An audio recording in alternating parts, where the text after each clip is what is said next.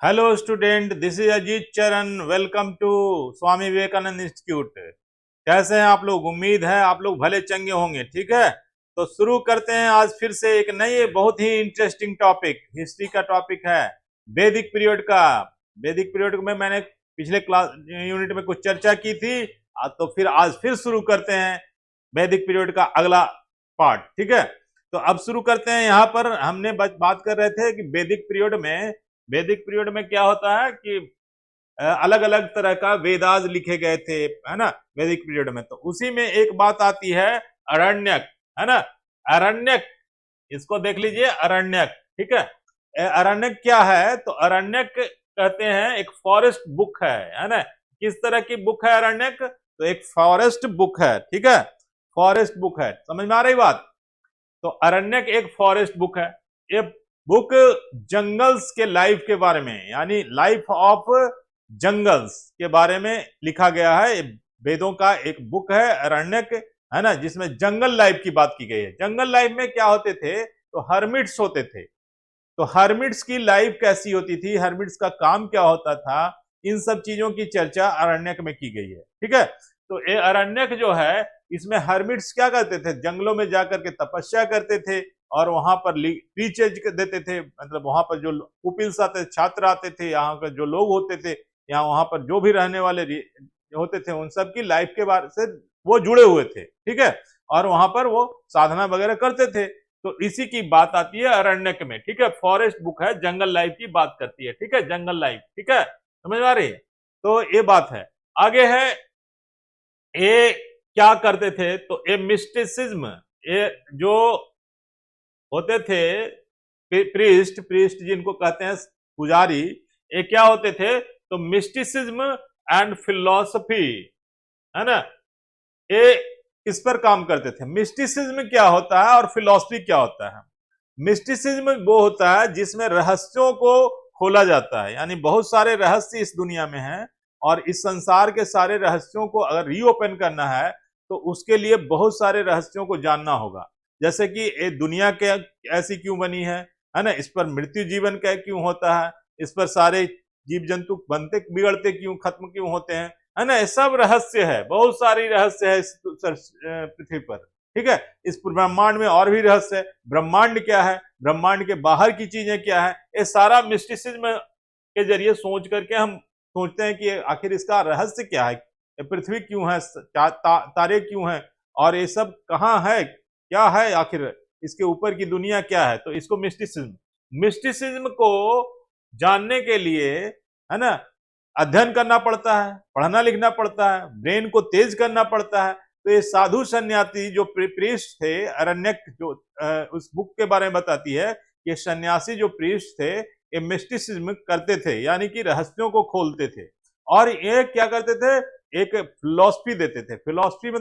Philosophy का मतलब एक होता है कि एक तर्क ऐसा जिसके पार कोई दूसरा तर्क न दी जाए, तो उसको कहते हैं फिलॉसफी। हर सब्जेक्ट में पढ़ेंगे, आप आगे करेंगे, बहुत ज्यादा अध्ययन कर लेंगे, मास्टर लेवल तक पहुंचेंगे। मास्टर लेवल के बाद जब बात आती है तो वहां पर बात आ जाती है रहस्यों को खोलने का। जैसे जितने भी पीएचडी करते हैं वो क्या करते हैं? पीएचडी है क्या? तो डॉक्टर ऑफ फिलोसफी उसको कहते हैं, पीएचडी को। ठीक है, पीएचडी फॉर डॉक्टर और पीएच फॉर फिलोसफी। ठीक है, तो पीएचडी डॉक्टर ऑफ फिलोसफी है। तो इसमें भी क्या किया जाता है? एक तर्क दिया जाता है, एक लॉजिक दिया जाता है, एक नई बात कही जाती है जो ऑलरेडी प्रिवेलिंग होती है। रिसर्च के जरिए इसको पता करते हैं। रिसर्च क्या होता है? तो फिर से सर्च करना, यानी वो चीजें पहले से अवेलेबल है और उसके बारे में फिर से आप एक नई फिलॉसफी के जरिए कुछ नई चीजें सामने लाते हैं, तो फिलॉसफी होता है ना, वो रिसर्च होता है। तो रिसर्च में आज आज भी बहुत सारे स्टूडेंट जो पीएचडी करते हैं वो करते क्या है? तो नई टॉपिक उठाते हैं, उसके बारे में व्याख्या देते हैं और दुनिया के सामने उससे ला करके नई नई चीजें दिखाते हैं। ठीक है, तो ये सब हर्मिट्स भी वो क्या करते थे? तो मिस्टिसिज्म और फिलॉसफी का काम करते थे। ठीक है, तो अरण्यक में ये बात कही गई है, सारी बातें। ठीक है, समझ में आ रही बात? तो स्टूडेंट आगे इनका काम क्या था? एक काम क्या करते थे? एक ब्रिज का काम करते थे। ब्रिज यानी पुल का काम करते थे। ठीक है, तो पुल क्या होता है? तो पुल होता है कर्मा और ज्ञान। कर्मा और ज्ञान, ये दोनों के बीच में एक ब्रिज बने हुए थे, यानी जोड़ते थे कर्म को और ज्ञान को जोड़ करके फिलॉसफी देते थे और अपना जो इस ब्रह्मांड का जो रहस्य है उस मिस्टिसिज्म को खोलते थे और तर्क वितर्क के जरिए लोगों को समझाते बुझाते थे। तो इनका यही काम था। कर्मा क्या है, ज्ञान क्या है, ठीक है। अब एक तर्क आती है कर्म और ज्ञान, ये गीता में भी कही गई है कर्म और ज्ञान की बातें, है ना। तो कर्म ज्ञान वेदों में भी ये होता था और गीता के टाइम में जो महाभारत में जो गीता हुआ उसमें भी ये चर्चा की गई है कि कर्म और ज्ञान क्या है। थोड़ा सा मैं चर्चा कर देता हूं कि इसके पीछे फिलॉसफी क्या है, ठीक है। फिलॉसफी यह है कर्म ज्ञान के पीछे कि ऐसे यूनिवर्स जो है ना, इसको हम अगर देखा जाए तो इन्फिनाइट है, इसका कोई अंत ही नहीं। जैसे मैं ज्योग्राफी जब पढ़ाता हूं तो आपको बताता हूं कि सौर मंडल जो है लगभग 12 AU 12 पर 10 पर पावर इतना 10:5 AU है। AU इसका ब्रह्मांड का लाइन एंड लेंथ है, इतना लंबा चौड़ा है, ठीक है। तो इसमें से पृथ्वी जितनी दूरी है सूर्य से ना, उसको 1 AU मानते हैं, 1 AU, है ना। यानी पृथ्वी और सूर्य की दूरी को क्या मानते हैं, 1 AU मानते हैं, है ना। एस्ट्रोनॉमिक यूनिट कहते हैं। 1 AU बराबर पृथ्वी सन की जो दूरी है 13.7 अरब किलोमीटर, तो उतना किलोमीटर को एक यूनिट मानते हैं। और पूरे सूर्यमंडल कितनी है, तो 10 पर पावर 5 AU, ठीक है। तो इतने AU में सूर्यमंडल सिर्फ फैला हुआ है और ऐसे अरबों खरबों सूर्यमंडल सिर्फ हमारी गैलेक्सी में है ना। हमारी गैलेक्सी जिसका नाम है मिल्की वे, और मिल्की वे में भी क्या है, तो बहुत सारे क्या है, सौर मंडल है। अरबों 3000 बिलियन तो हमारे सिर्फ मिल्की वे में है ना, सौर मंडल। यानी सोचो कि इतना AU का जब कवर करता है सिर्फ हमारा सन, तो ऐसे कितने अरबों खरबों सन होंगे जो कि अपने अपने इतने इससे बड़े ही होंगे शायद, है ना, और इससे छोटे भी होंगे। तो कितनी दूरी होगी सिर्फ हमारी मिल्की वे की, है ना। ऐसे मिल्की वे अरबों खरबों है, तो सोचो ब्रह्मांड कितना बड़ा होगा। और उसके बाद ब्रह्मांड का स्पेस भी फैलता जा रहा है, तो सोचो कि दुनिया कहां होगी, और एक सेकंड में कई मिलियन बिलियन किलोमीटर फैल रही है। तो कहने का मतलब है कि इस रहस्य को खोलना है ब्रह्मांड का, तो कितना सफर करना होगा, है ना। तो सफर करते करते तो लाइट भी थक जाती है, रोशनी भी नहीं पूरी पार कर पाती है। अब एंड्रोमेडा से आने वाली लाइन हम रोशनी यहां तक आती है क्या, नहीं आ पाती है, ठीक है। तो वो रोशनी जब एक सेकंड में 3 लाख किलोमीटर चलती है फिर भी नहीं पहुंच पाती है, तो इंसान कैसे पार कर पाएगा। तो ये संत फकीर जो होते थे, जो ये प्रेस्ट होते थे, ये रास्ते बताते थे कि ब्रह्मांड इन्फिनाइट है और इस इन्फिनाइट के बाहर निकलोगे तो क्या निकलोगे, उस दुनिया में चले जाओगे जहां से ब्रह्मांड की शुरुआत हुई है। और वहां जो वो दुनिया है वो एक अलग दुनिया है, और वहां पर इस तरह का जो ब्रह्मांड में जो काम हो रहा है, जो सृष्टि में जो हो रहा है, इस सृष्टि में क्या हो रहा है, इस सृष्टि में 2 चीज हो रहा है। एक जगह दुख दर्द बढ़ रहा है, दूसरी जगह दुख दर्द से पीड़ित है मानव जाति या सारी चीजें, है ना। तो वो दुख दर्द को दूर करने के लिए अगर ऐसी दुख भरी जिंदगी नहीं चाहते हो तो तुम ब्रह्म लोक में चले जाओ, ये तर्क दिया जाता है, ठीक है। तो ब्रह्म लोक में जाने के लिए क्या करना होगा कि आपको 2 काम करना होगा।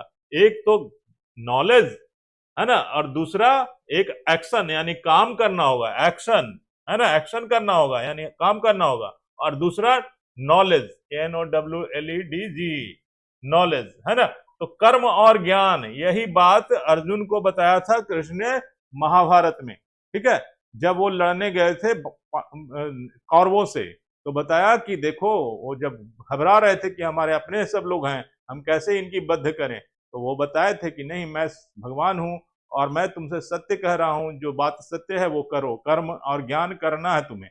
तो वो चर्चा हम नहीं करते हैं, सिर्फ चर्चा करते हैं अभी कि कर्म और ज्ञान क्या है। अब देखो तर्क तर्क ये है कि ये 2 दुनिया है, कहा गया है कि एक 2 दुनिया, एक यू यानी तुम हो, है ना।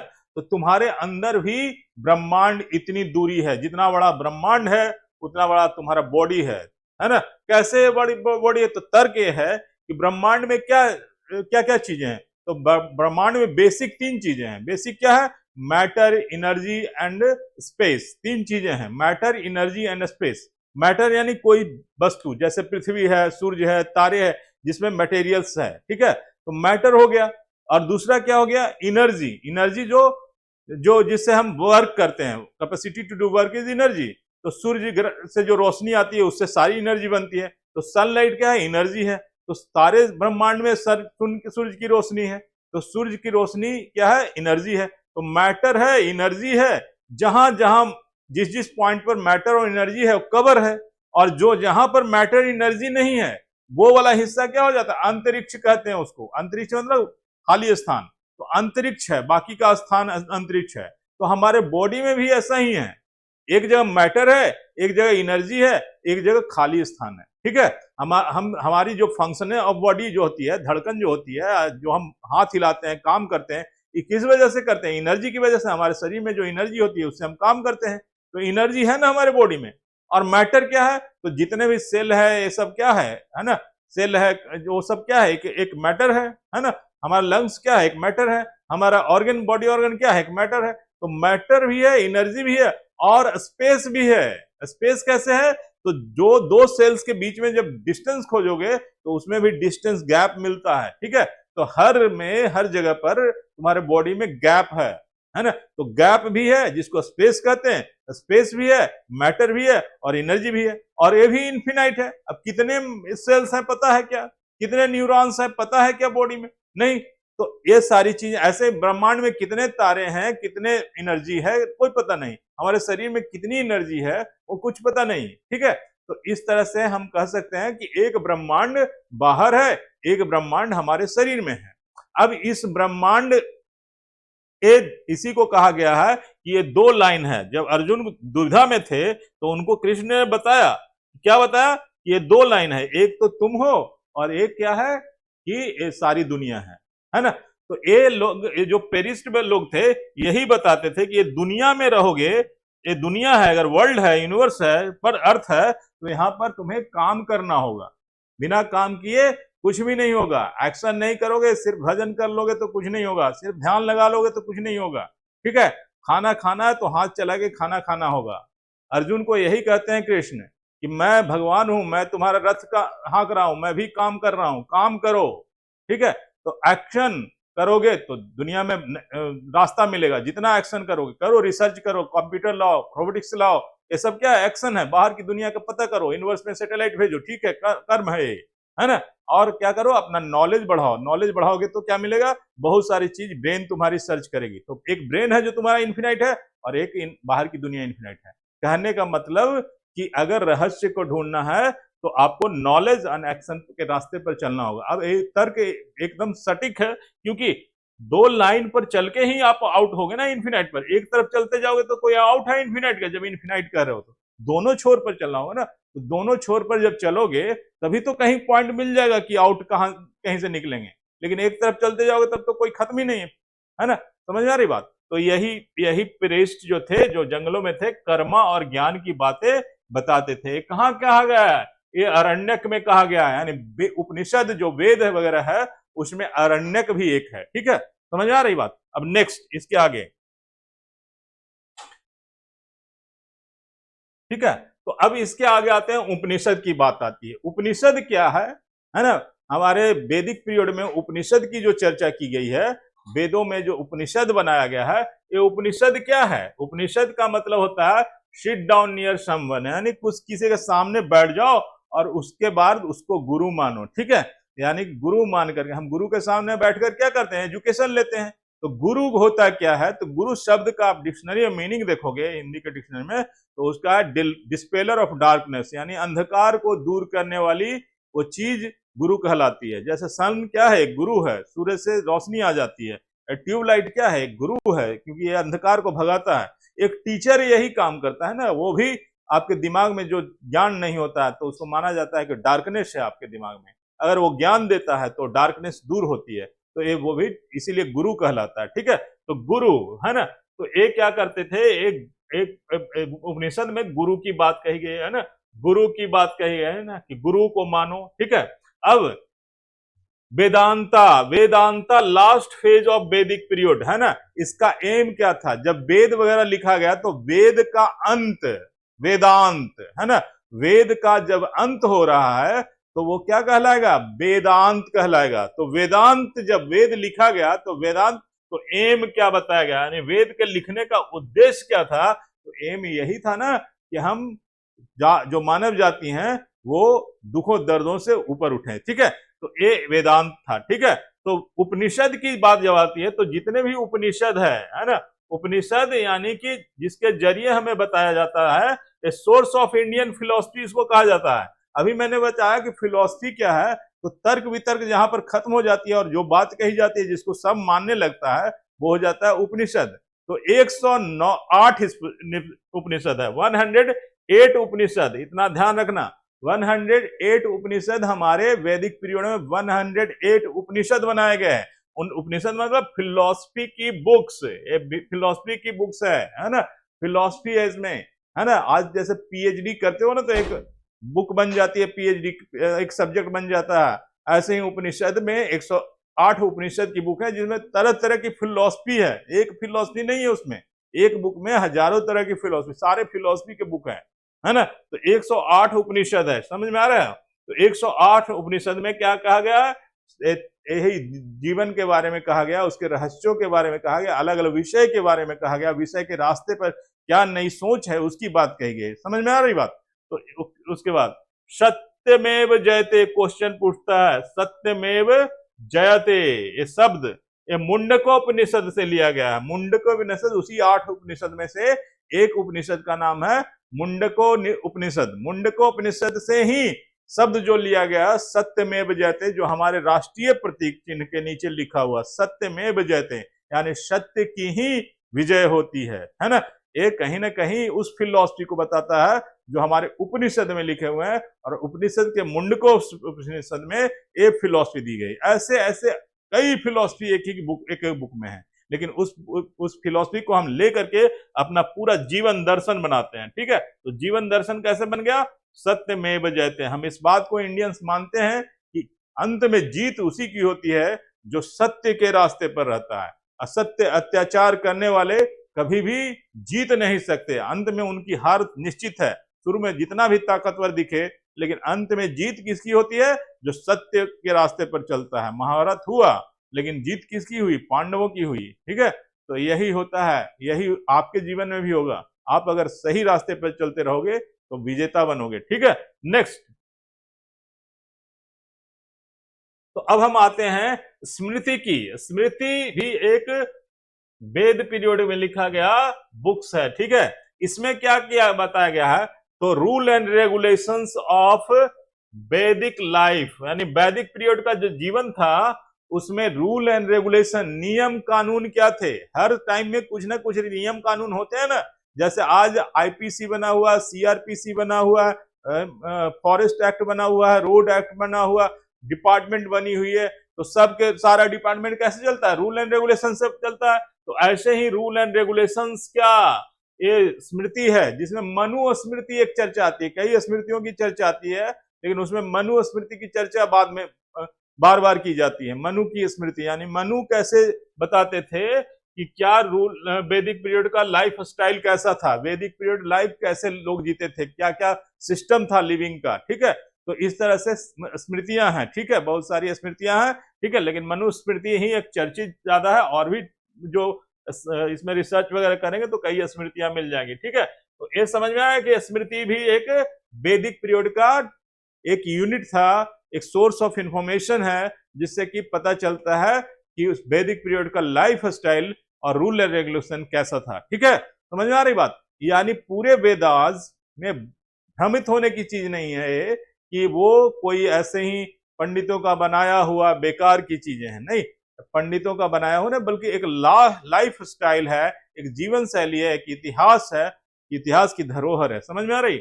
नेक्स्ट, आगे वेदांश है ना। वेदांश, वेदांग मतलब होता है वेदों का अंग, है ना, वेदों का अंग। तो वेदों का अंग में वेद जो बने हैं उसमें अलग अलग अंग है ना। एक है शिक्षा कल्प, शिक्षा कल्प, शिक्षा कल्प एक वेदांग है ना। ऐसे व्याकरण, व्याकरण इसमें शिक्षा कल्प वेदांग, वेदों का अंग जो है ना शिक्षा कल्प के रूप में। कल्प मतलब एक बुक है जिसमें वेदांग का एक बुक है जिसको शिक्षा कल्प, वेदों का एक यूनिट है जिसको कहते हैं वेदांग कहते हैं, उसमें शिक्षा कल्प की बात कही गई है। शिक्षा कल्प को कहते हैं व्याकरण को कहते हैं। व्याकरण जो हम पढ़ते हैं, ग्रामर, जिसको ग्रामर कहते हैं, संस्कृत में व्याकरण कहते हैं, हिंदी में व्याकरण कहते हैं। तो व्याकरण की वो बुक है ना। तो चूंकि ये सारे जो लैंग्वेज में लिखे गए थे वेद वगैरह वो संस्कृत में थे, तो संस्कृत व्याकरण कैसे बनी है, भाषा कैसे बनी है, उसकी बुक को एक कहते हैं शिक्षा कल्प। शिक्षा कल्प एक ग्रामर की बुक है जो वैदिक पीरियड में बनी हुई बुक है, ठीक है। वेदांग है वो, है ना। शिक्षा कल्प, ठीक है।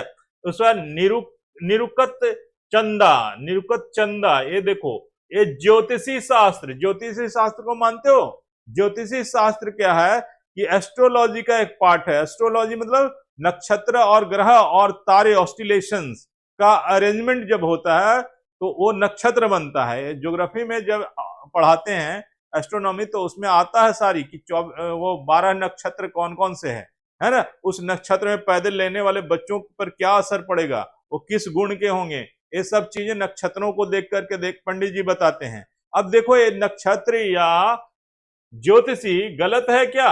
अब देखो गलत, आज नासा रिसर्च करके आपको बताती है कि फला तारीख को इस महीने में सूर्य ग्रहण लगने वाली है। वो 1 साल 2 साल 5 साल पहले बता देता है, ठीक है।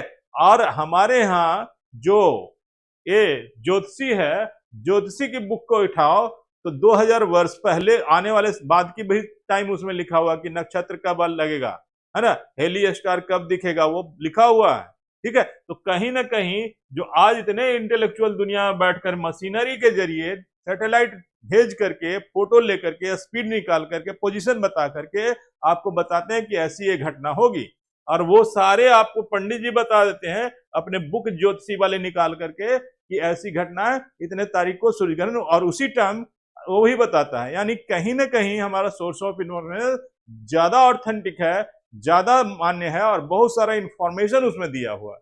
वो कोई ऐसे वैसे लोग नहीं थे, उनको सब पता था, ज्ञान था उनके पास, ठीक है। समझ में आ रही बात? समझ आ रहे? तो एक ज्योतिषी की बुक को क्या कहा गया बता में? निरुकत चंदा, निरुकत चंदा, ठीक है। निरुकत चंदा क्या है? तो एस्ट्रोलॉजी ज्योतिषी शास्त्र की एक बुक है, ज्योतिषी की एक बुक है ना। समझ में आ गई?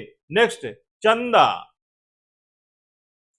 चंदा क्या होता था? तो मीटर्स होता, मेजरमेंट जब हम करते थे तो मेजरमेंट्स को मेजर करने के लिए जो बुक बनी थी, तरह तरह के मेजरमेंट करते हैं ना हम फिजिक्स में, मैथमेटिक्स में, तो ये सारी मेजरमेंट क्या होती थी, उसकी बुक मेजरमेंट के लिए मीटर्स होते थे। अब निरुका, निरुका एक और है वेदांग, वेद का एक और बुक है, एडिशनल बुक, जिसको वेदांग कहते हैं। उसमें इटिमोलॉजी, टी यहाँ पर हटा हुआ है, ETYMOLOGY लिख लेना, ठीक है। इटिमोलॉजी, इटिमोलॉजी का मतलब होता है शब्द शास्त्र, यानी शब्द जो बना है कैसे बना है, यानी कि पूरा जो सिस्टम बना है ना, ग्रामर भी है, शब्द के बारे में भी है। जैसे हम पढ़ते हैं ना, हर की साउंड होता है, अंग्रेजी पढ़ते हैं तो वॉवेल साउंड होता है, कॉन्सोनेंट साउंड होता है, उससे अल्फाबेट बनते हैं, अल्फाबेट से वर्ड बनते हैं। ऐसे ही इसमें सारी बातें कही गई है कि शब्द कैसे बना है, शब्द को ब्रह्म रूप कहा गया है, फिर शब्द से भाषा कैसे बनी है, भाषा का व्याकरण है ना। समझ में आ रही बात? पूरा डिटेल्स लिखा हुआ है हमारे वेद पुराण में, सारे डिटेल्स लिखे हुए, पूरा सिस्टम है, पूरा हिस्ट्री लिखा हुआ है। बहुत ही इंपॉर्टेंट सोर्स है ना। इसको बहुत बचा के रखना चाहिए क्योंकि इसमें बहुत सारी बातें कही जा रही है, ठीक है।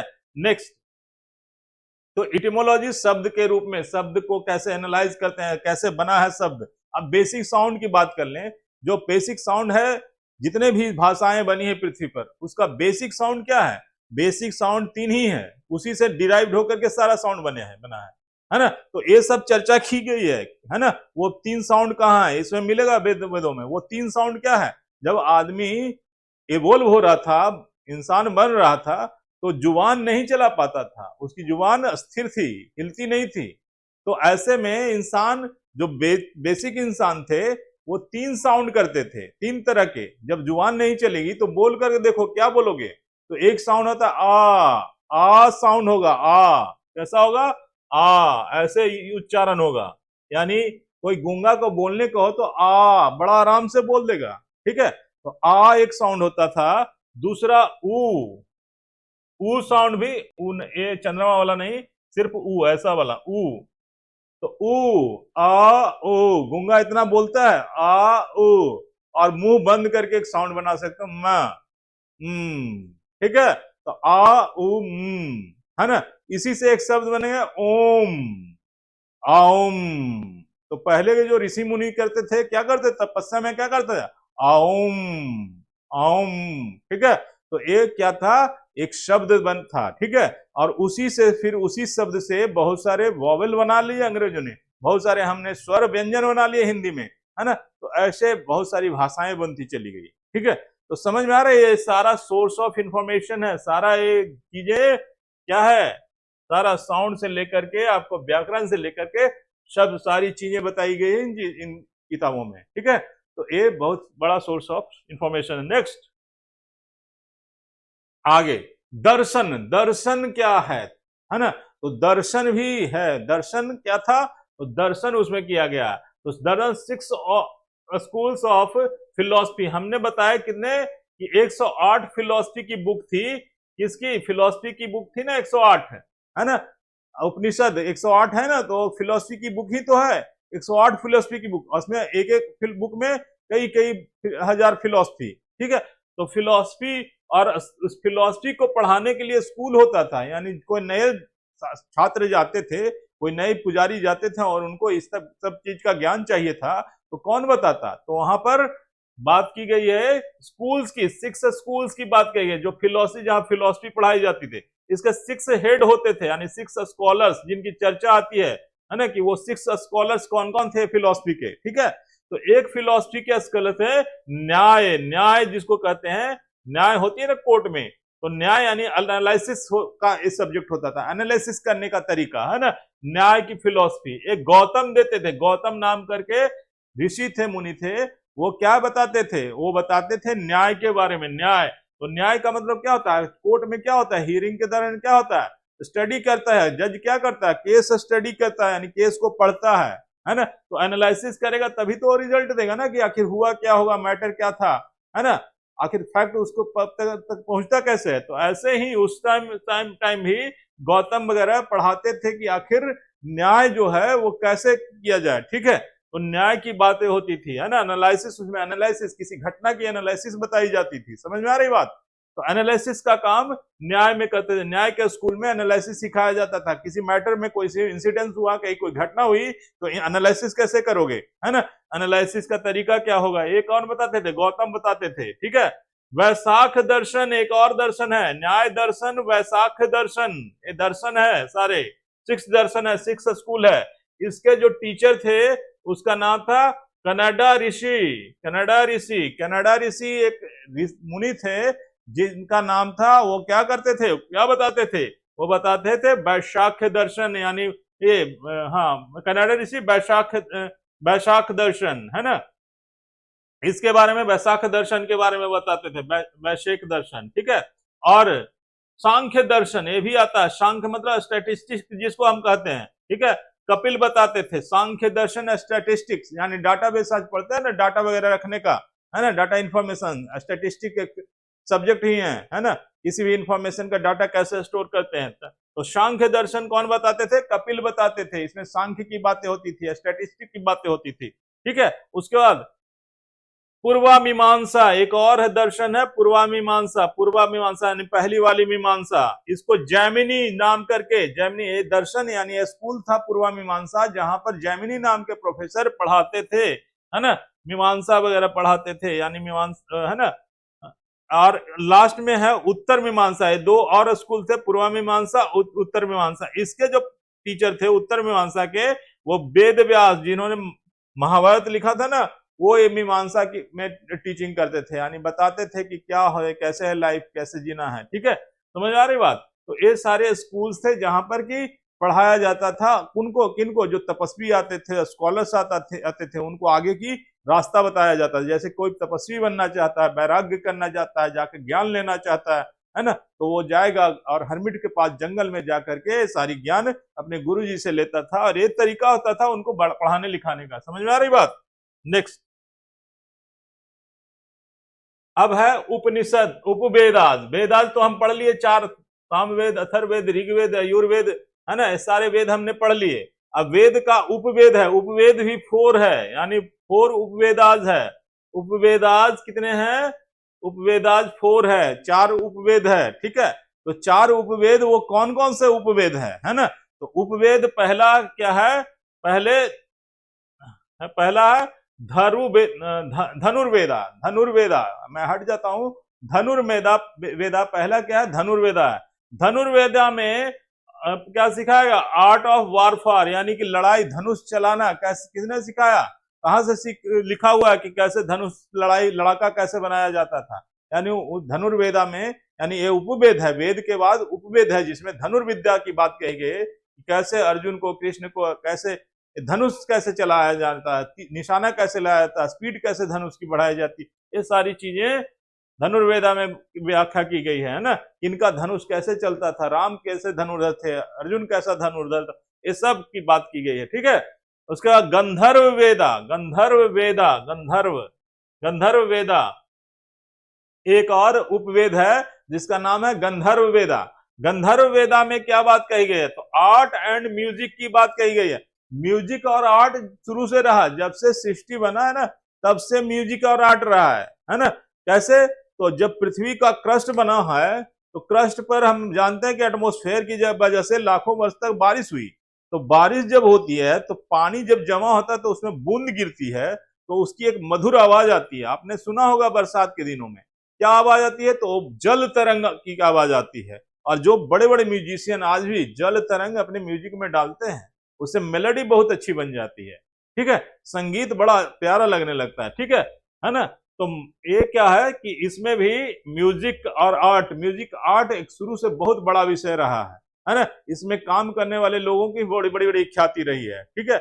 आज के मतलब की बात कर लें कि बहुत सारे म्यूजिशियन रहे, जैसे अकबर के टाइम में थे, तानसेन वगैरह थे, बड़े बड़े म्यूजिशियन थे, तो म्यूजिक बजाते थे तो बारिश हो जाती थी, इतने बड़े बड़े कलाकार थे। तो आज भी अमिताभ बच्चन, बड़े बड़े कलाकार, AR रहमान वगैरह है ना, सब अगर इन चीजों को और डिटेल में पढ़ें, इन चीजों को, गंधर्व वेदा वगैरह, तो उनको और भी ज्ञान होगा, क्योंकि उसमें बहुत सारी चीजें और भी लिखी हुई है। समझ आ रही बात? इन म्यूजिशियन को भी स्टडी करना चाहिए, सारे सारे वेदाज, ठीक है। चलो, शिल्प वेदा।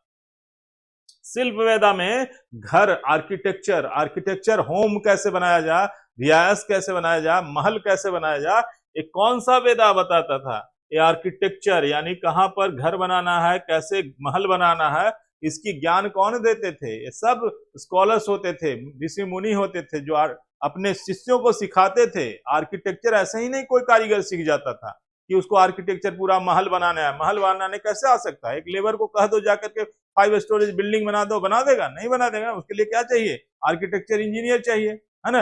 वो बड़ी बिल्डिंग नहीं बना सकता, तो गिर जाएगा बिल्डिंग। तो ऐसे ही होता था। महल बनाने के लिए क्या होता था? महल बनाने के लिए कोई स्कॉलर चाहिए ना, वो बताएगा ना कि आखिर महल की आर्किटेक्चर क्या होती है, कैसे आप कितने कितने एंगल पर, दूरिया पर दीवार दोगे, क्या क्या छत में कितना वजन दोगे, ये सब बताएंगे ना। तो उस समय भी ऐसा ही था। शिल्प वेदा में सारी चीजें, आर्किटेक्चर की बात कही गई, महल बनेगा कैसे, ठीक है। समझ में आ रही बात? इसमें आती है ना बात कि जो कहते हैं ना कि किसको कहते हैं, जो विश्वकर्मा है ना, जो बड़े बड़े आर्किटेक्चर थे, जो कि दुनिया स्वर्ग को में भी नक्शा बनाते थे, होम बनाते थे, ठीक है। तो ये सारे चीज कहाँ गई है? शिल्प वेदा में कही गई है। फिर आयुर्वेदा। सारे मेडिसिन आज जो पढ़ते हो, एलोपैथ वगैरह, डॉक्टर, जो जितनी सर्जरी होती है दुनिया में, वो सब कहीं ना कहीं फेलियर है इसके सामने, क्योंकि इसमें आयुर्वेदा में बहुत सारी ऐसी मेथड है ट्रीटमेंट का जिससे प्योर क्योर हो जाता है, मतलब कंप्लीट क्योरनेस हो जाती है। एलोपैथ में तो खांसी की भी आपको कोई कंप्लीट क्योरनेस नहीं है। खांसी की दवा लेते हो वो दब करके रह जाती है, फिर आपको क्या होती है, फिर से वो आ जाता है आपको बॉडी में, फिर जनरेट हो जाता है। लेकिन ये आयुर्वेदा क्या कहता है? आयुर्वेदा की दवाइयां, आयुर्वेदा का सिस्टम, वो क्या बताता है? उसमें कंप्लीट क्योरनेस है ना। आज भी आयुर्वेदिक दवा लेते हो ना, आयुर्वेदिक दवा की दुकानें होती है, धीरे धीरे फायदा करता है, लेकिन फायदा अच्छा करता है, क्योंकि अब हम भूल गए उन चीजों को ना। पहले वो बहुत फलीभूत था, बहुत अच्छा सिस्टम था आयुर्वेदा का, लेकिन अंग्रेज वगैरह आए, मेडिसिन वगैरह चला दिया, हम सब भूल गए, है ना। क्योंकि ये सब हम मार्केटिंग कर रहे थे, बिजनेसमैन थे वो, हमारे मार्केट को, बिजनेस को तोड़ करके अपना एम्पायर बना लिया, ठीक है। तो इसमें मेडिसिन की बात कही गई है, समझ आ रही है। तो ये सब important source of information. Next आगे बढ़ते हैं। अब आती है इपिक्स। इपिक्स जिसको कहते हैं धर्म ग्रंथ। धर्म ग्रंथ यानी रामायण महाभारत क्या है, एक इपिक है यानी धर्म ग्रंथ। इसको इपिक नाम दिया गया है, धर्म ग्रंथ नाम दिया गया है। ठीक है, तो महाभारत एक ऐसा इपिक है जिसको लिखा है किसने, वेद व्यास ने लिखा है। और ये किस में लिखा हुआ है, ये सब क्वेश्चन आता है, संस्कृत में लिखा हुआ। महाभारत क्या इसमें लिखा हुआ, संस्कृत भाषा में लिखी हुई है, वेद व्यास ने लिखा है। ठीक है, और इसका ट्रांसलेशन किया है पर्शियन लोगों ने। इसको पर्शियन को सही लगा और इसने क्या किया, इसको ट्रांसलेशन किया और नाम क्या दे दिया, राजनामा, है ना। तो राजनामा एक क्वेश्चन आता है कि महाभारत का पर्शियन ट्रांसलेशन क्या है, तो वो है राजनामा। ठीक है, चलिए आगे, नेक्स्ट आगे बढ़ते हैं। ठीक है, बुद्धिज्म, बुद्धिज्म। ठीक है, बुद्धिज्म मतलब बुद्ध का सिस्टम, महात्मा बुद्ध का सिस्टम। ठीक है, तो बुद्ध में 3 पिलर कहा गया, 3 पिलर पर बुद्धिज्म खड़ा हुआ। 3 पिलर, 3 पिलर्स, पिलर्स, पिलर्स यानी 3 स्तंभ है, स्तंभ, स्तंभ है। ठीक है, 3 स्तंभ है। 3 स्तंभ क्या है, तो एक बुद्धा के बारे में इंफॉर्मेशन, यानी बुद्ध कौन थे, कहां जन्म लिए, क्या हुआ उनके साथ, क्या क्या घटनाएं हुई, वो बुद्धा कहलाया। ठीक है, उसके बाद धम्मा, है ना। दूसरा पिलर क्या है, धम्मा, यानी बुद्ध को जब ज्ञान हुआ तो लोगों को क्या क्या बताए, क्या रहस्य बताए इस यूनिवर्स का, उसको हम सेक्शन में पढ़ते हैं, धम्मा सेक्शन में। और तीसरा होता है संघ, है ना। ये होता है order of Buddhism, monk and nun, यानी किस तरह से बुद्धिज्म मॉन्क सन्यासी रहना चाहिए, किस तरह फॉलो करना चाहिए जीवन शैली, क्या उनका उद्देश्य है और किस तरह का ग्रुप है, इस संघ में बात कही जाती है। ठीक है, तो इसका आता है एक संस्कृत में श्लोक है, बुद्धम शरणम गच्छामि, धम्मम शरणम गच्छामि और संघम शरणम गच्छामि, है ना। ये 3 श्लोक आता है, इसमें 3 पिलर की बात कही जाती है। ठीक है, समझ में आ रही बात। अब तो हम इन चीजों की चर्चा, 1 मिनट में पानी पी लेता हूं।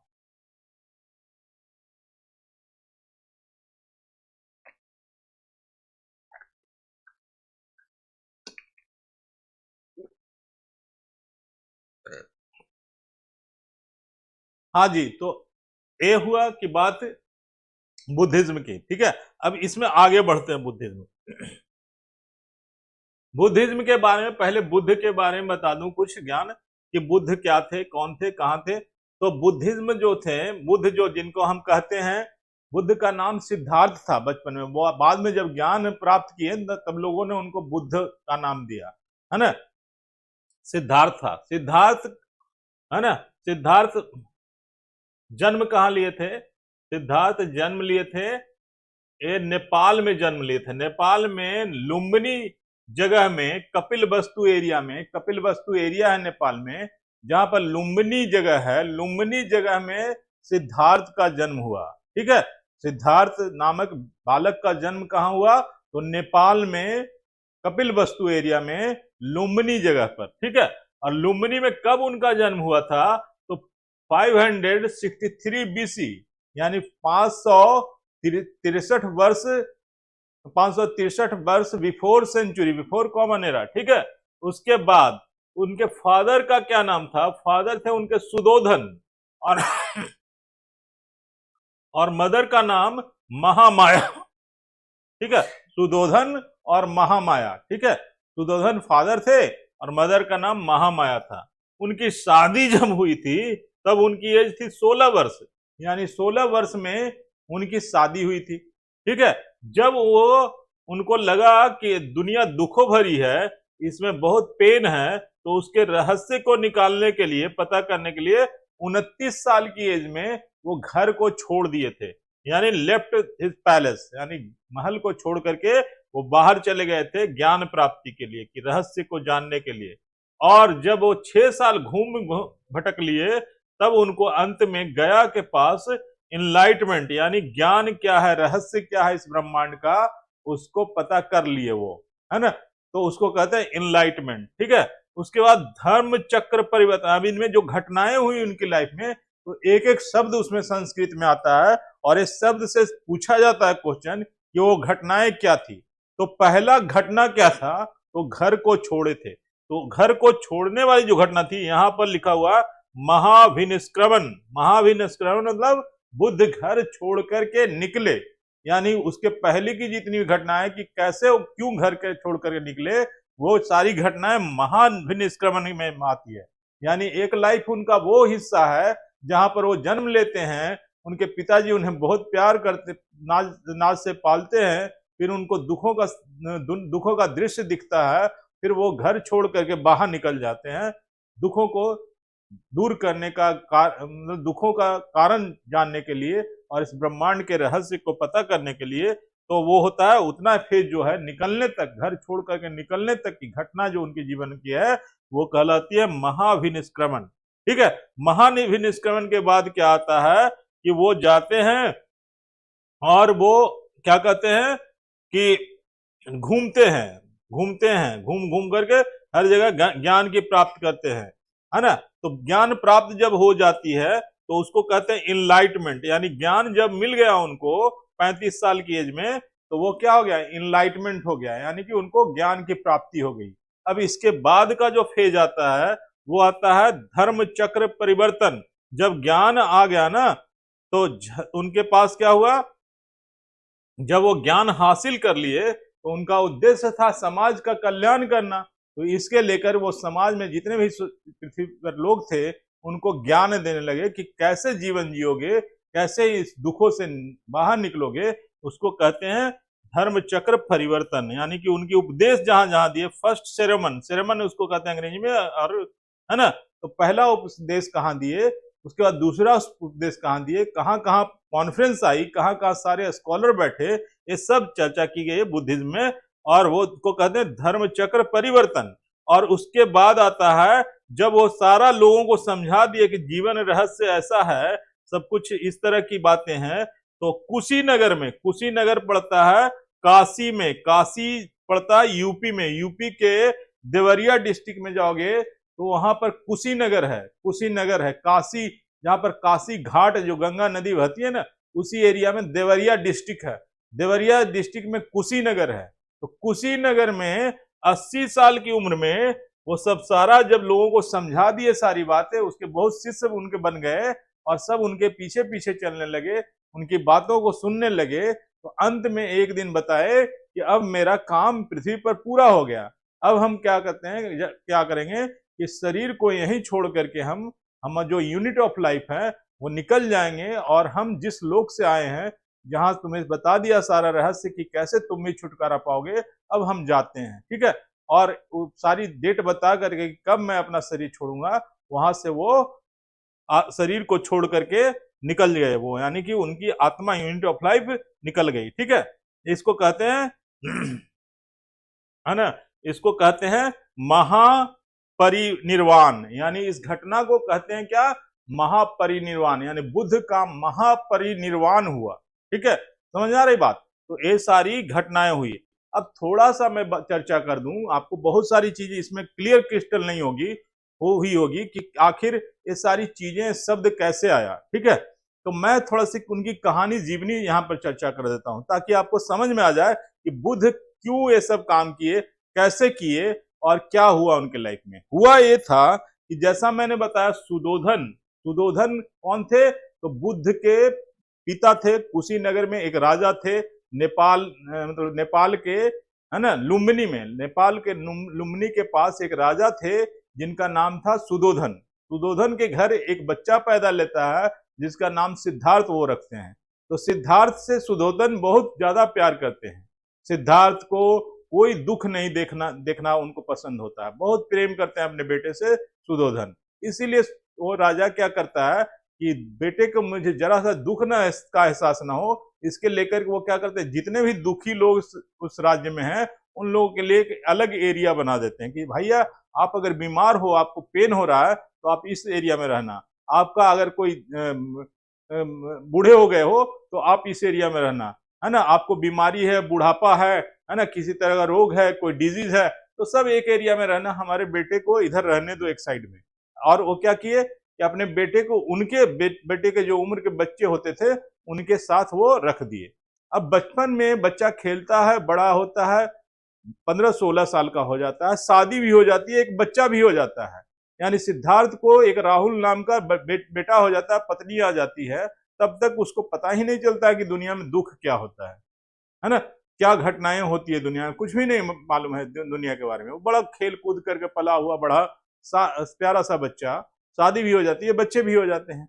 अब वो एक दिन उसका रथ चलाने वाला सारथी उसको लेकर घुमाने जाता है सिद्धार्थ को, और सिद्धार्थ उसके साथ घूमते घूमते कहाँ चले जाते हैं, उस एरिया में चले जाते हैं जहां ये डिवाइडेड लोग रहते थे। तो जैसे ही उस एरिया में इंटर करते हैं तो उनको दिखता है सिद्धार्थ को एक खांसता हुआ, हुपिंग करता हुआ बीमार व्यक्ति, जो कि पेड़ के नीचे बैठ करके हुपिंग कर रहा है, खांस रहा है।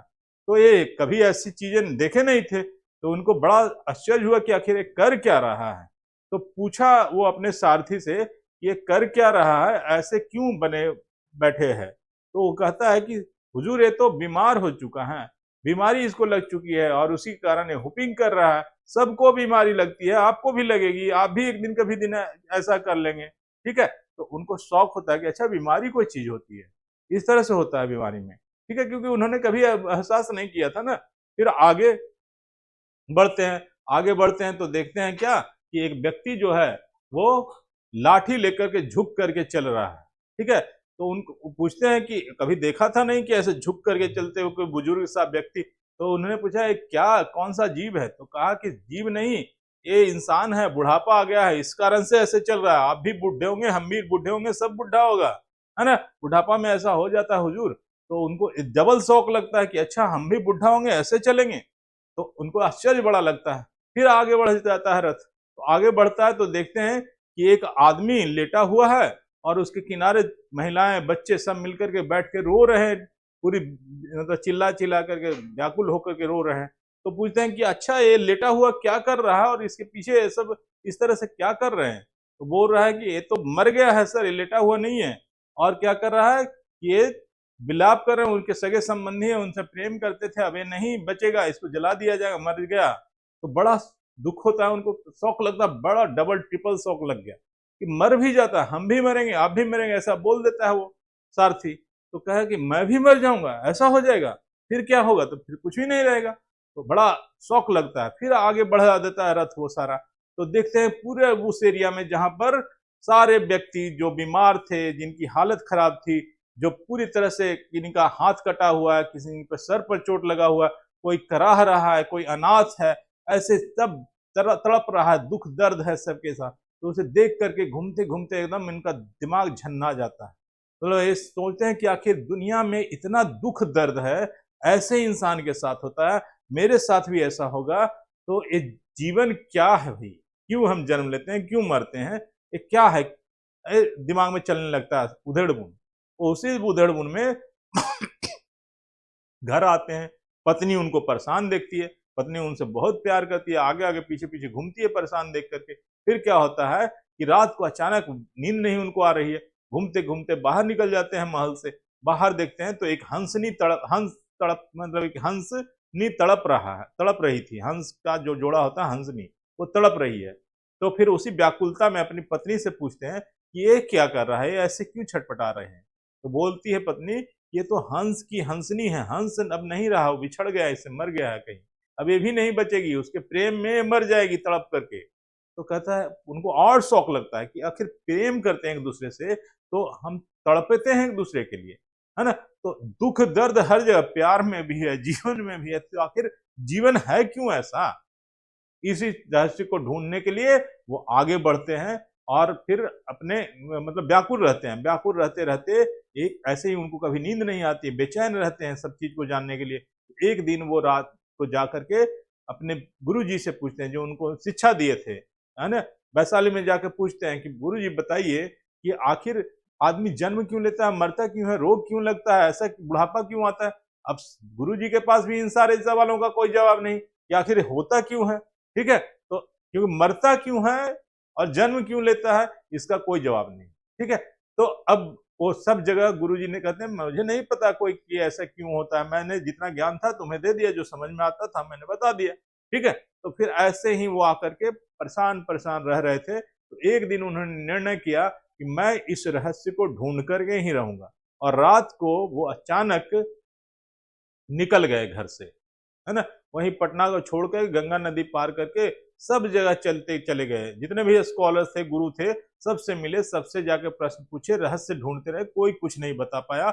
6 साल लग गया, और लगते लगते इसी दौरान वो चले गए थे गया, जो कि बिहार का एक जिला है, वहां पर एक नदी है, नदी के किनारे वो रहते थे, एकदम फक्कड़ फकीर बन गए थे, उनको कुछ होश सुध नहीं थी, ऐसे ही जीवन उनका चल रहा था। वहां पर कुछ राजकुमारी थी, एक राजकुमारी थी, आती थी, खाना खिला देती थी, फकीर समझ के उनको, ऐसे वो बैठे रहते थे।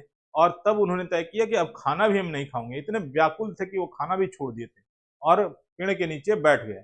तो पेड़ के नीचे जब बैठे तो साधना में चले गए, और कई वर्षों तक वो बैठे ही रह गए। तो सब लोग आते थे तो देखते थे कि ये क्या कर रहे हैं, तो एक तपस्वी हैं, बैठे हुए हैं, न खाना खाते हैं, न उठते हैं, न चलते हैं, जिंदा हैं लेकिन बैठे हुए हैं। तो ऐसे ही होते होते जब कुछ वर्ष बीता, तो उनके शरीर में लोगों ने देखा कि परिवर्तन आ रहा है, उनका जो झुर्राया हुआ शरीर है, जिस पर झुर्री पड़ गई है, जो लीन एंड थिन, पतला दुबला हो रहा है, वो फिर से एक यौवन की तरह नया जवानी आ गया है, चमक गया है, और उनकी आंखें खुलती है। तो सबको बड़ा आश्चर्य होता है कि हुआ क्या इनके साथ, इतने वर्षों तक ये क्या कर रहे थे। तो वही सारी बातें सिर्फ बताना शुरू करते हैं। पहले जाते हैं अपने गुरुजी को बताते हैं, तो गुरुजी के जब बताते हैं तो गुरुजी उनके शिष्य बन जाते हैं, कि जो ज्ञान आप किसी को दोगे कुछ ज्यादा, तो वो तुम्हारा शिष्य बन जाएगा। तो ऐसे ही वो सारे जगह जा जा के घूम घूम करके सारा काम करते हैं, यानी कि ज्ञान देते हैं, यानी कि सेरोमन जो कहते हैं ना, उनके द्वारा दी गई शिक्षा सारे स्कॉलर्स को बैठा करके शिक्षा देते थे। और ये पूरा फिर चलते चलते उनके फॉलोअर जो बने, बुद्ध धर्म कहलाया। और उन्होंने 3 जो धम्मम शरणम गच्छामि, बुद्धम शरणम गच्छामि और संघम शरणम गच्छामि, ऐसे करके एक संस्था पूरा बन गया, ठीक है। और उसके बाद जब डेट आई कि हमारा काम हो गया, तो 80 साल की उम्र में क्या हुआ, महापरिनिर्वाण हुआ। तो इसी में महानिष्क्रमण, धर्म चक्र परिवर्तन, महापरिनिर्वाण और इनलाइटमेंट, ये सारी बातें आ गई। अब क्लियर हो गया कि कैसे ये बुद्धिज्म फैला और क्या इसका पर्पस था, ठीक है। चलो नेक्स्ट आगे बढ़ते हैं।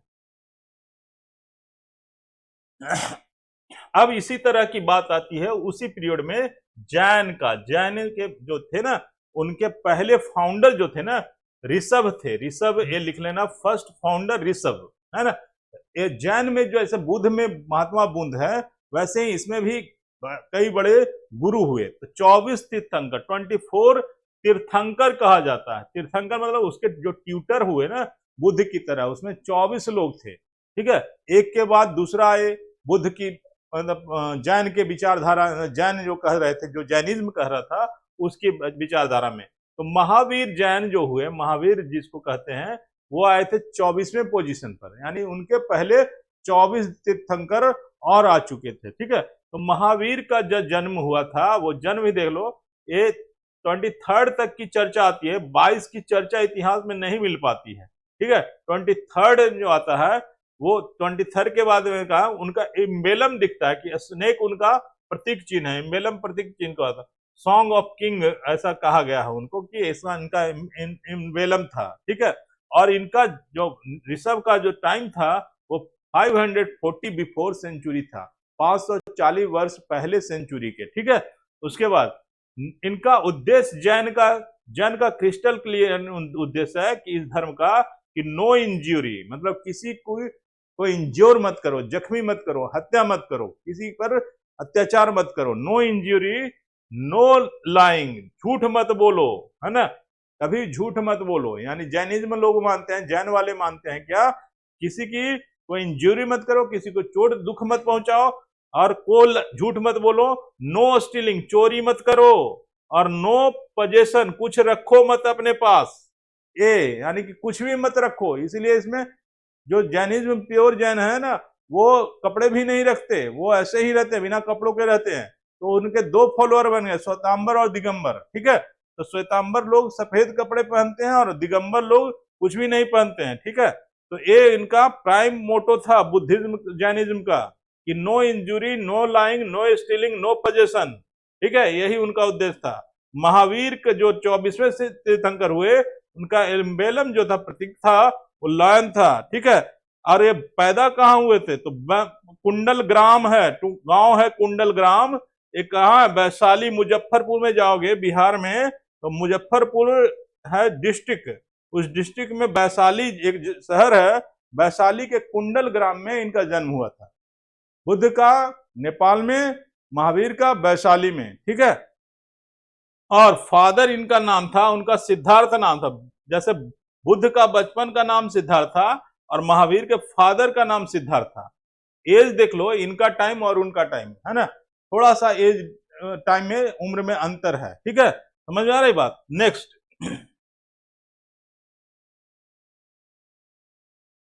अब होते हैं ओरिजिन ऑफ महाजनपद, है ना, महाजनपद। अब ये धर्म जब चल रहा था तो धर्म, बौद्ध धर्म और जैन धर्म उस टाइम बना और फिर उसका फैलाव होने लगा, फैलता गया, बढ़ाता गया, चाइना तक पहुंच गया बुद्धिज्म, और श्रीलंका, चाइना, ये सब जा जा करके लोग पहुंचाए, इसको फैलाए, उसके विचार को फैलाए और बहुत सारे फॉलोअर बने। ठीक है, अब है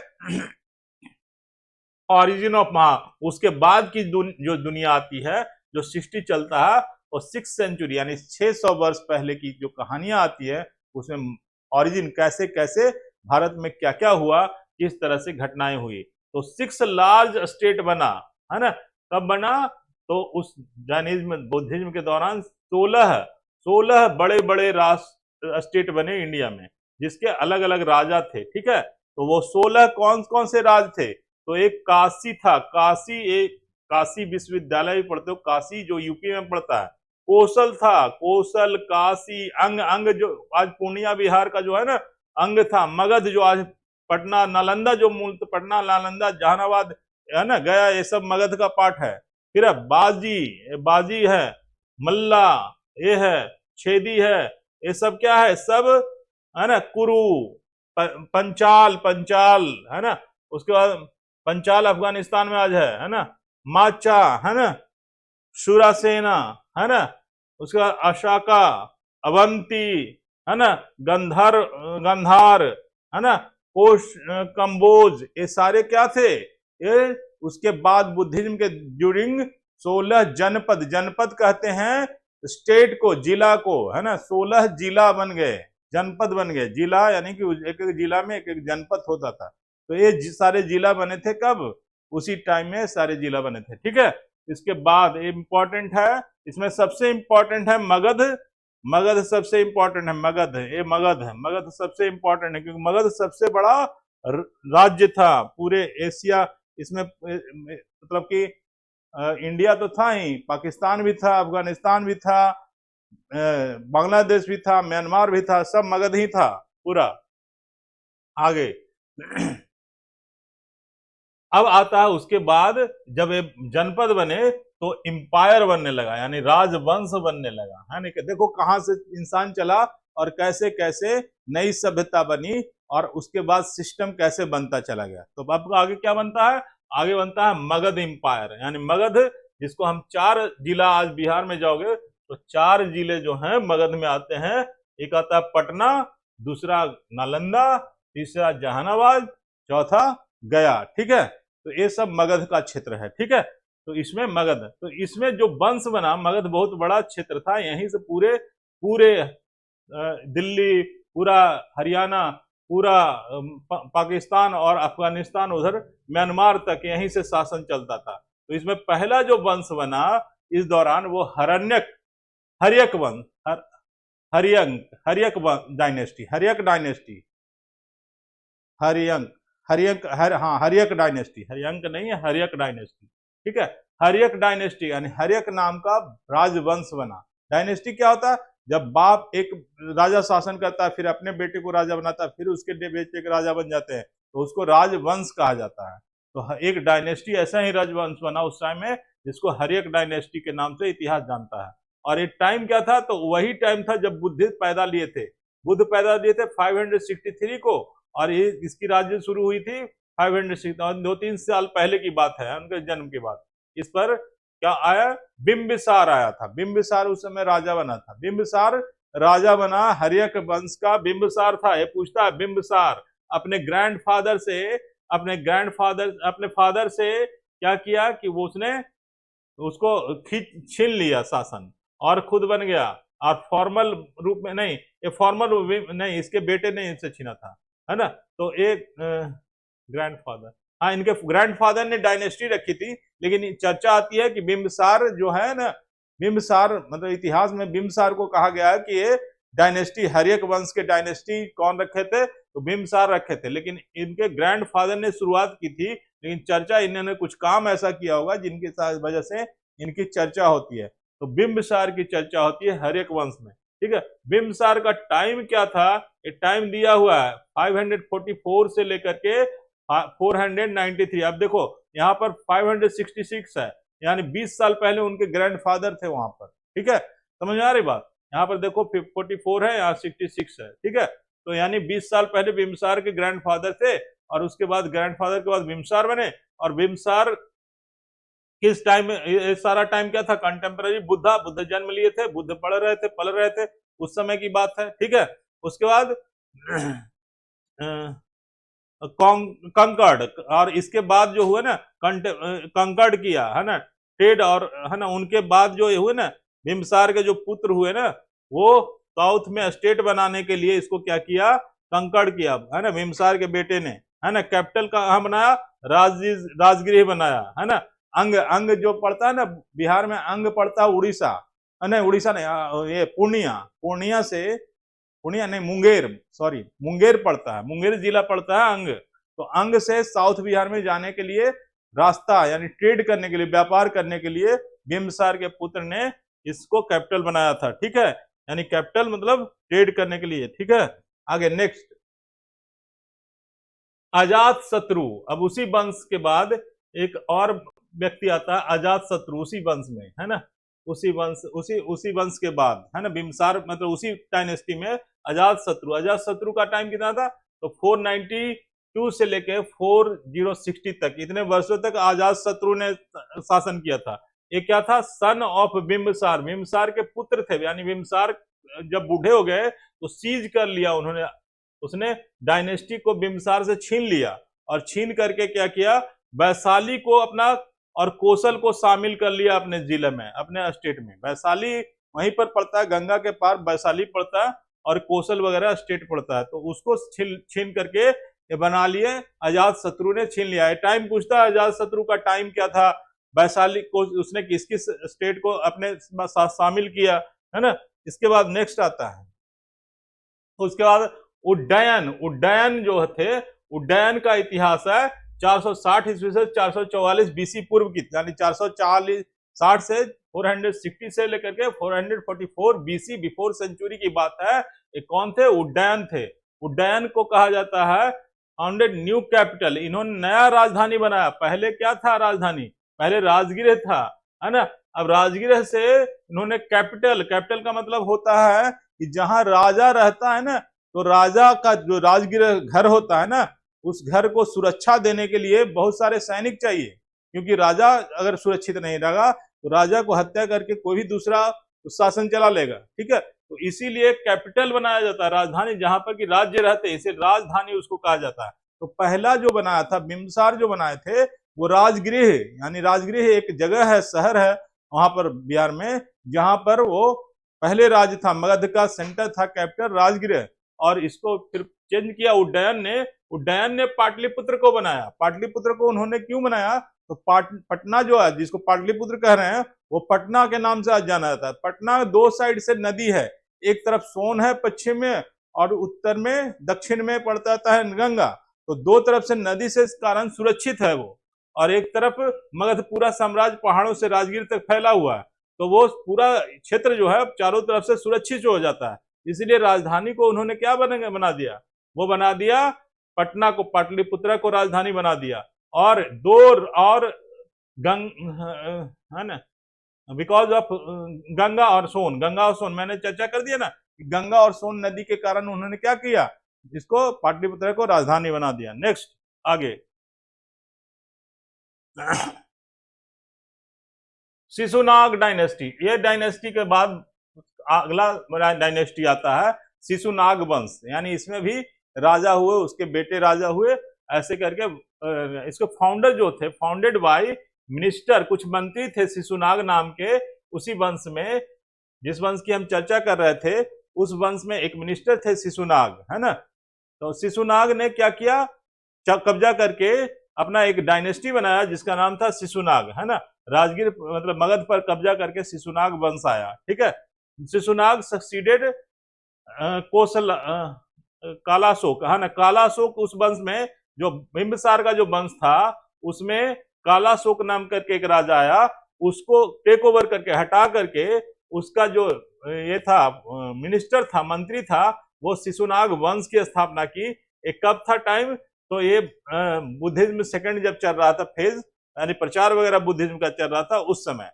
उसके बाद की बात जो आती है वो नंद वंश आती है, नंद डायनेस्टी, जिसमें धनानंद, महापद्मानंद आता है। ये टाइम धनानंद का लिखना, महापद्मानंद का ये टाइम 356 से 322 बीसी, यानी महापद्मानंद क्या बनाता है डायनेस्टी, तो नंद डायनेस्टी बनाता है। महापद्मानंद के बेटे होते हैं धनानंद। धनानंद के टाइम में ही चाणक्य उनके मंत्री होते हैं, गुरु चाणक्य। और उसी समय अलेक्जेंडर, सिकंदर वहां से यूरोप से चलता है इन्वेजन के लिए कि मैं पूरे वर्ल्ड जीत करके मगध पर भी शासन कर लूंगा, ठीक है। तो ये सारी घटनाएं हो रही थी। तो नंद वंश क्या था, नंद डायनेस्टी जो थी, ये लास्ट की डायनेस्टी थी, मतलब यहाँ पर नंद डायनेस्टी चलती है। जो धनानंद, देख लो, धनानंद, DHANANAND, धनानंद, NAND, धनानंद। और इसके फादर थे महापद्मानंद, पद्मानंद,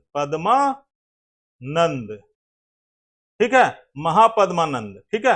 महापद्मानंद के बेटे थे धनानंद, और इस ये राजवंश चला। इसी में आता है चंद्रगुप्त मौर्य, चाणक्य की कहानी आती है। तो अगले लेक्चर जब हम करेंगे तो इन सब के बारे में चर्चा करेंगे कि कैसे मगध जो था उसमें धनानंद, महापद्मानंद का शासन चला, और एक कितना क्रूएल शासक था, और इसके खिलाफ कैसे चाणक्य ने शपथ ली, और कैसे अलेक्जेंडर जब आया हिंदुस्तान तो कैसे चाणक्य ने उसे यहीं पर खत्म कर दिया। और फिर हमारा जो वंश बना, जो मौर्य वंश बना, चंद्रगुप्त वंश, मौर्य जो चंद्रगुप्त थे, जो शिष्य थे चाणक्य के, उनका वंश बना। फिर उसके बाद आगे आगे की इतिहास चलती है। तो आगे इतिहास में बढ़ते जाते हैं। तो उम्मीद करते हैं कि आप स्वस्थ रहेंगे, और फिर हम मिलते हैं अगले लेक्चर में।